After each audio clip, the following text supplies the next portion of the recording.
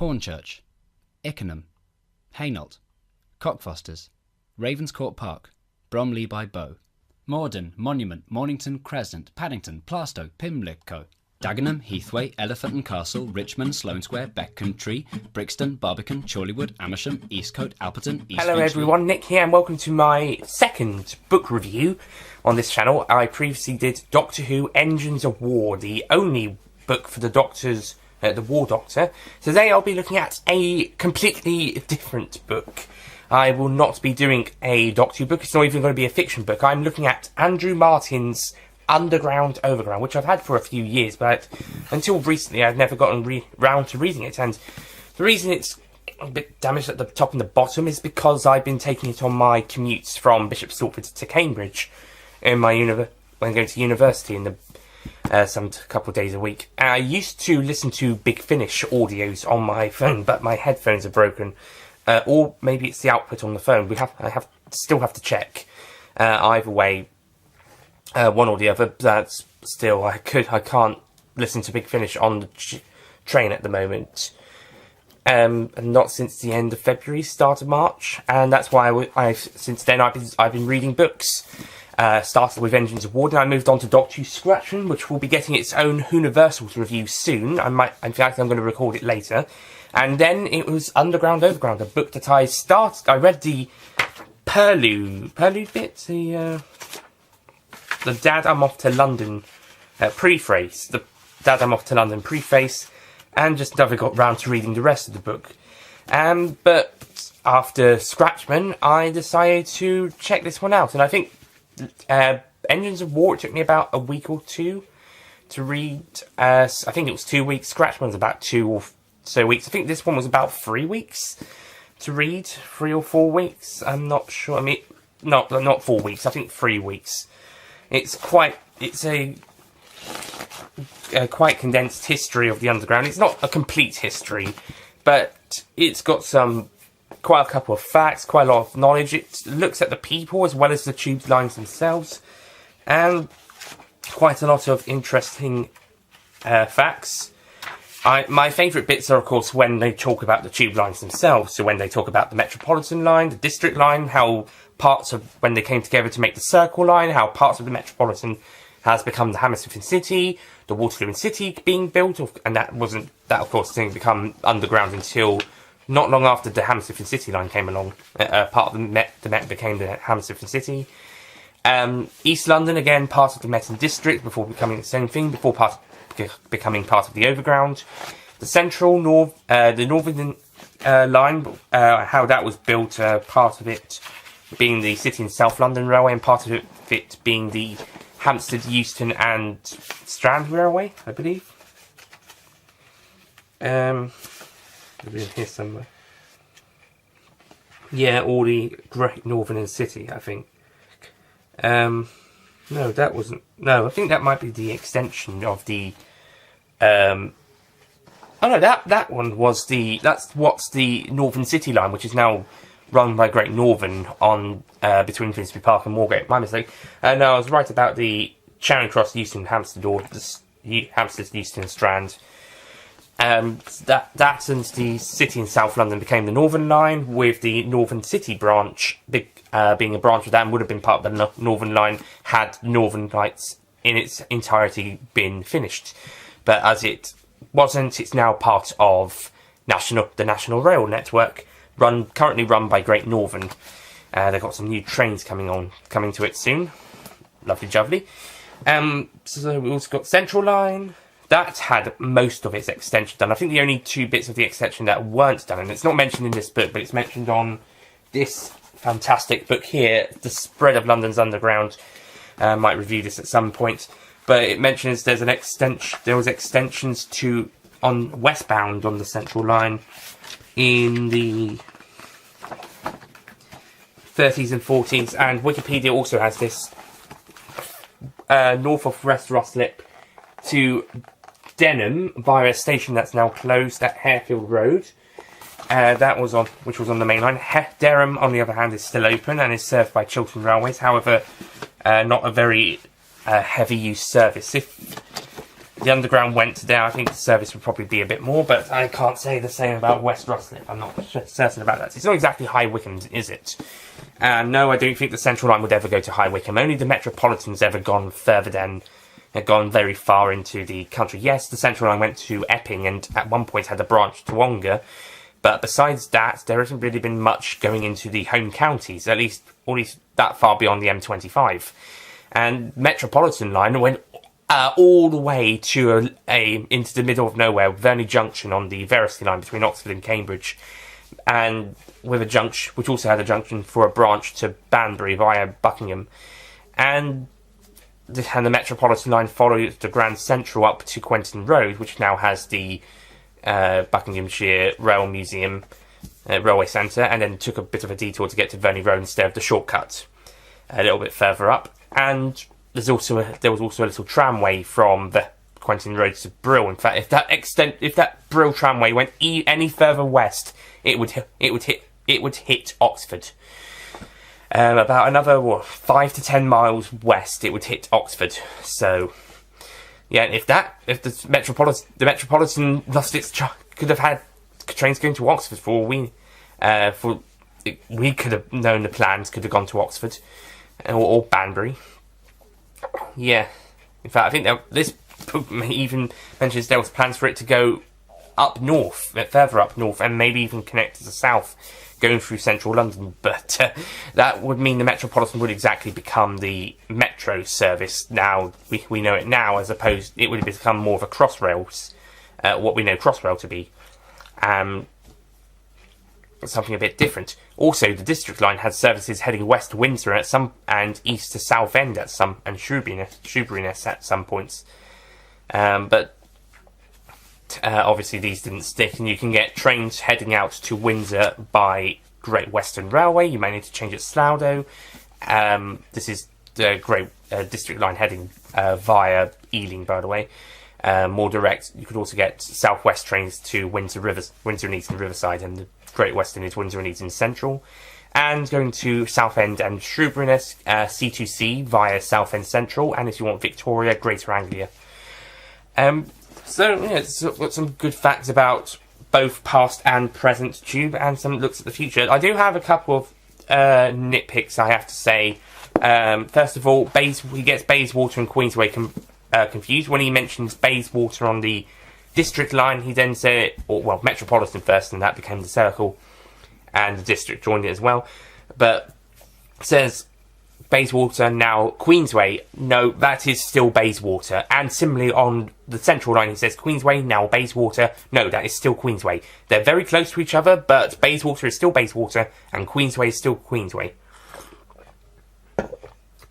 And I think that's really my only thing. I think there's a couple of other bits he may get wrong or confused. And towards the end, he gets very, very opinionated towards the end about the Underground and the people and stuff. It's a bit opinionated at the end. I'm quite surprised about some of the stuff he says.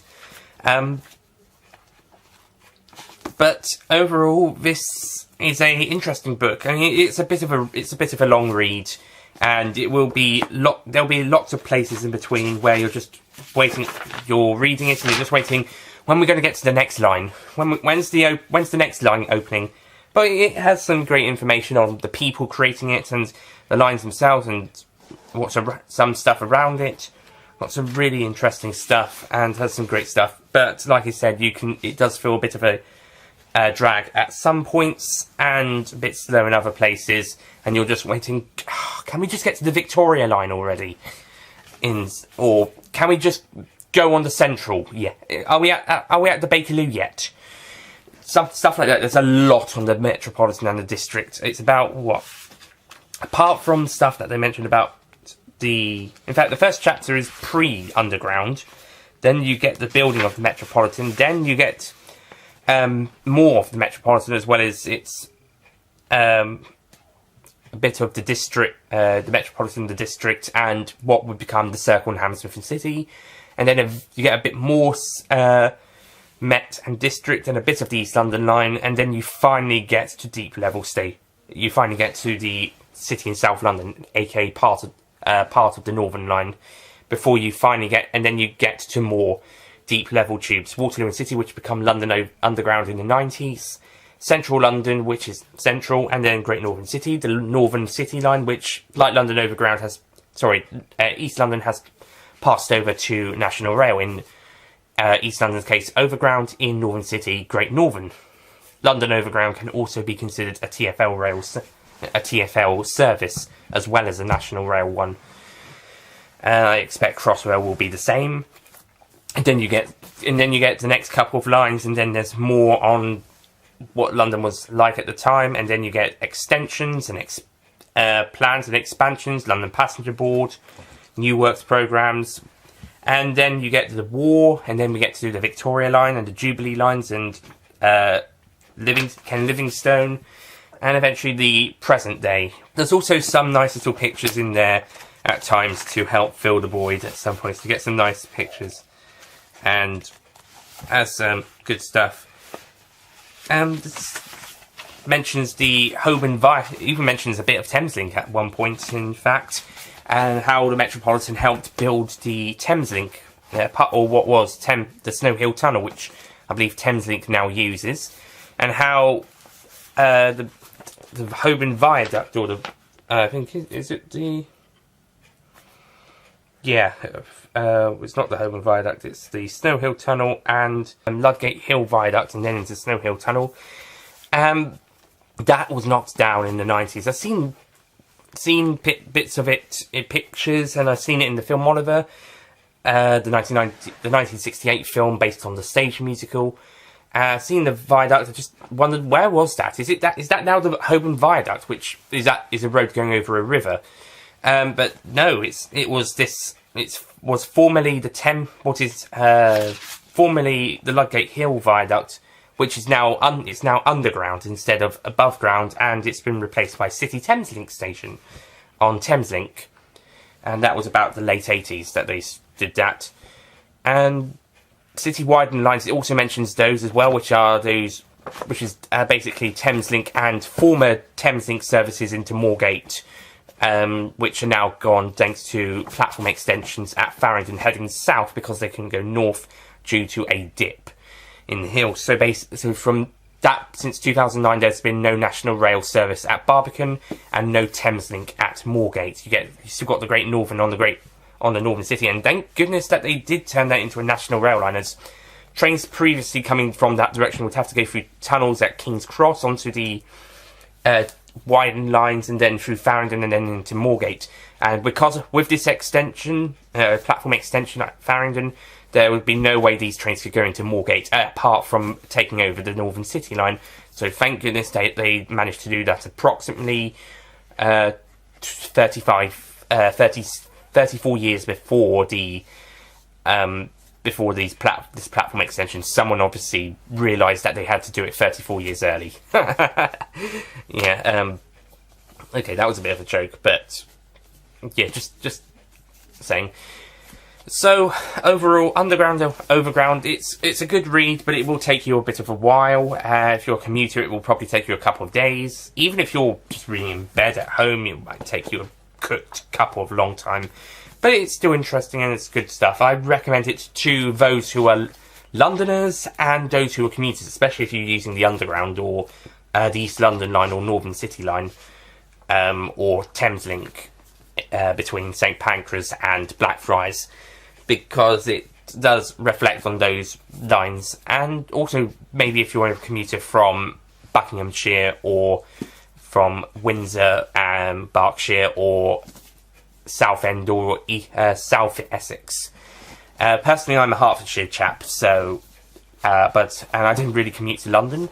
I commuted to Broxbourne, and I've commuted to Cambridge by train. But I have been to London, and I do love London transport, and it's just so great.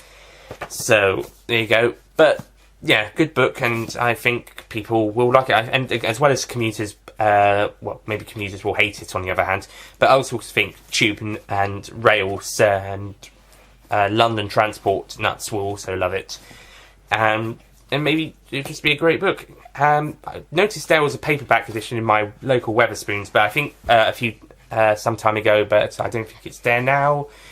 Maybe you can find it on Amazon. You could probably find it in the Transport Museum shop in Covent Garden. Possibly. They probably have lots of transport-related books. But, yeah, it's a good read if you want to dive into a history of the Underground. I mean, it's not the definitive history, but it's a history. Yeah. So, overall, I'm going to give Overground a 8 out of 10. Not the definitive history, but a very solid history. It just takes its time to read, and it's quite a lot of information. Some bits are a bit wrong, and the very end is a bit of a, okay.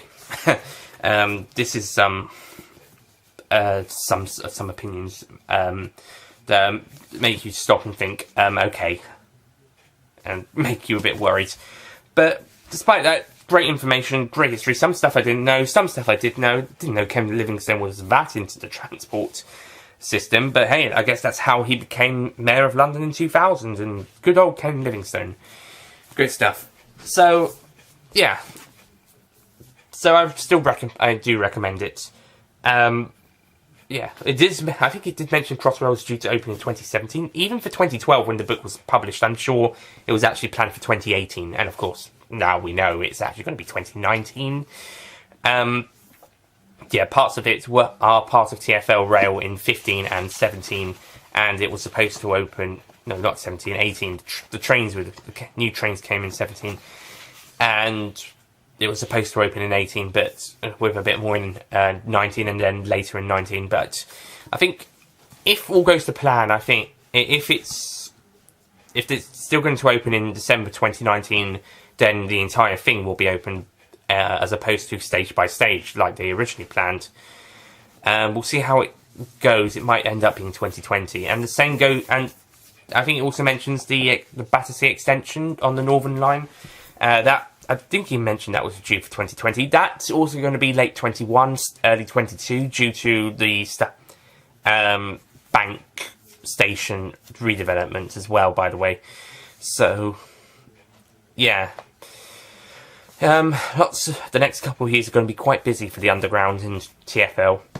But anyway, that's it from me. Thank you for watching. Go and check this book out if you can, especially if you're interested. And yeah, it's very good.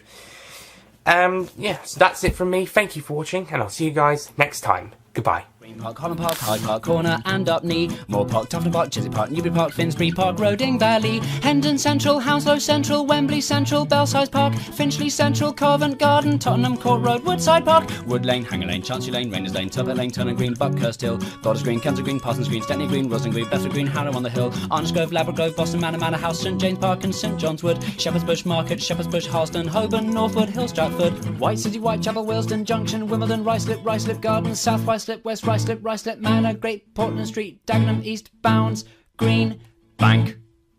Don't forget to click below to subscribe to the official Nicholas Payne Retro YouTube channel.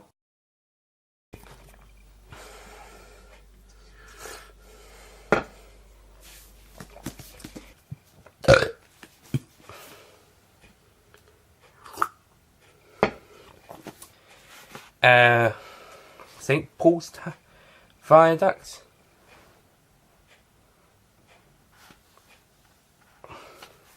I think.